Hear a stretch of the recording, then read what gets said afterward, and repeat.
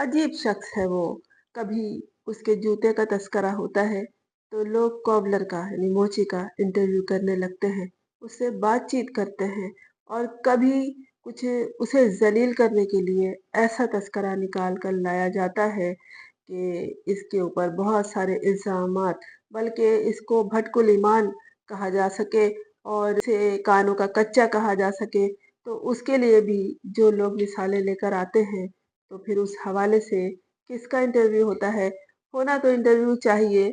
सिरी पाए का, लेकिन जो वो सिरी पाए बनाता है, यानी कसाब, उससे बातचीत शुरू हो जाती है। ये बातचीत सामने लेकर आए हैं नौजवान सहाफ़ी हसनैन रफ़ीक और ये किस तरह इनके ज़हन में ख़याल आया कि ये उस कसाब से बातचीत करें, जो द इकोनॉमिस्ट ने शाया किया है इमरान खान की अहलिया बुशरा बीबी के हवाले से और ख़ास तौर पर उसका मकसद यही नज़र आता है कि वो अनाने हुकूमत सँभाले बैठे तो थे, लेकिन उनका जो तरीक़ा-ए-कार था वो उनकी अहलिया बुशरा बीबी के मशवरे पर चलने का था। ऐसा था नहीं बल्कि यही बताया गया है और यही साबित करने की कोशिश की गई है। खातून जिन्होंने किसी के साथ मिलकर एक मज़मून तैयार किया, उनका नाम बुशरा तस्कीन है और जब हसनैन रफ़ीक उस कसाब के साथ पहुँचे, तो कसाब की जो मालूमात आई है वो ये कि गुज़िश्ता 15 साल से वो बनी गाला में ये काम अंजाम दे रहे हैं और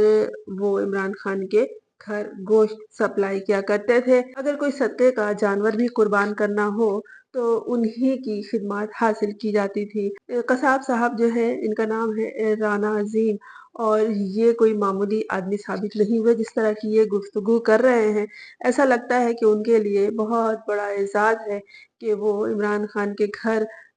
गोश्त सप्लाई करें या वहाँ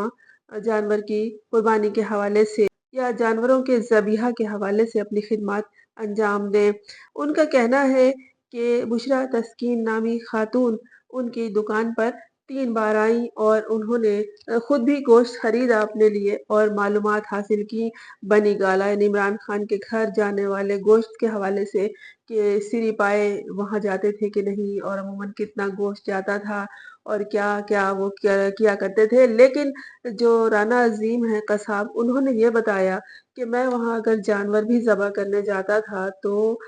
वो उनकी सिरी पाए ले आया करते थे। क्यों अमूमन ये होता है कि हमने भी कुर्बानी के जानवरों के जो सिरी पाए हैं, वो कसाइयों के हवाले कर दिए हैं और या फिर उन लोगों के हवाले जो वहाँ मौजूद होते हैं, जो कुर्बानी का गोश्त बना रहे होते हैं। इन कसाब साहब ने भी ये भी कहा कि कभी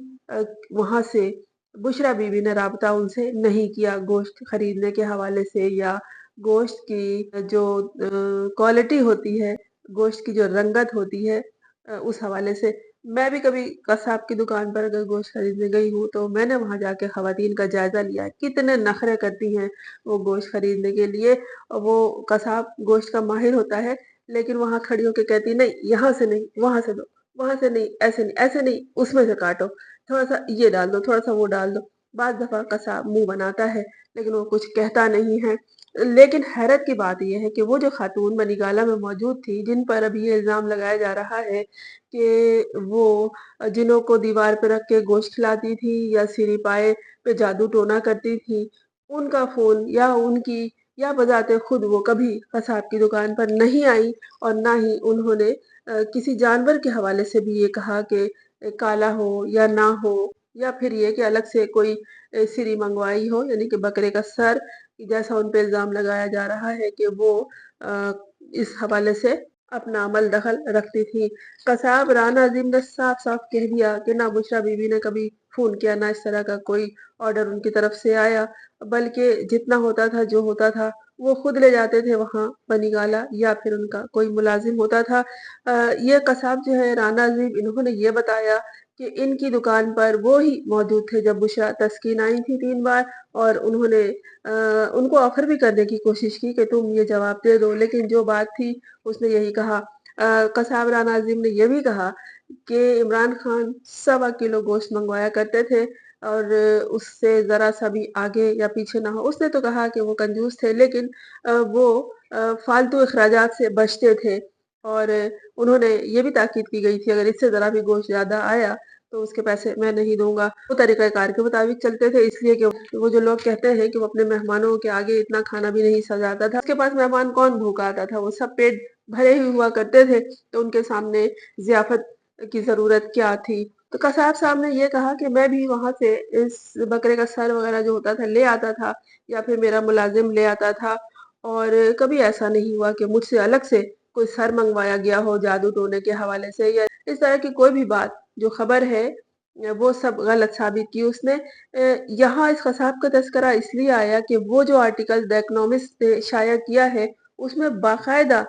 इनका नाम है राना अज़ीम और इनका तज़किरा किया गया है सिरी पाए के हवाले से यहाँ से गोश्त जाता था और ये कह रहे हैं कि ये सब झूठ है। बिलाशुबा वो वहाँ खातून आई थी उनसे बातचीत करने, उन्हें ऑफ़र करने कि तुम ये बयान दे दो, लेकिन ऐसा था नहीं। उसने कहा जो सच बात थी मैंने वही बयान की और इन्होंने गलत साबित किया।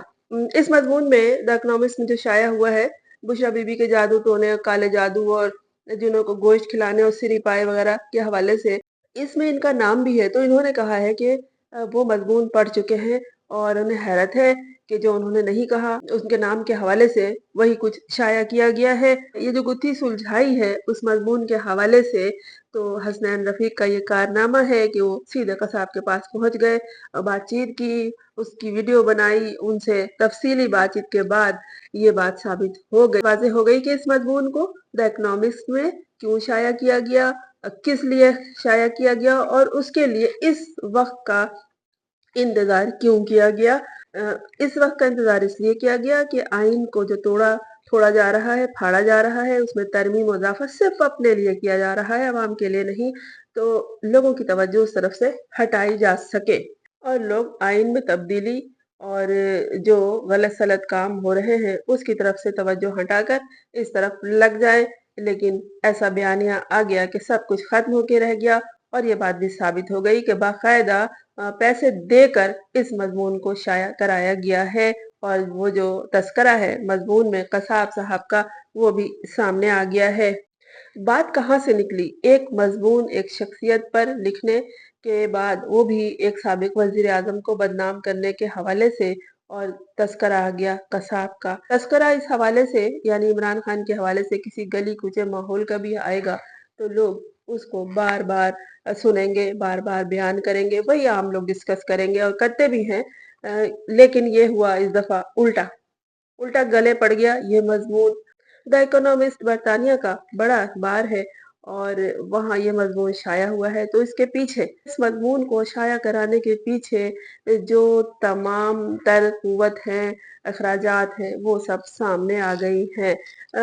इमरान खान के पीछे लगने के बजाय इस खातून के पीछे जिस तरह लग गए हैं अच्छा और इसके फ़ौरन बाद क्या हुआ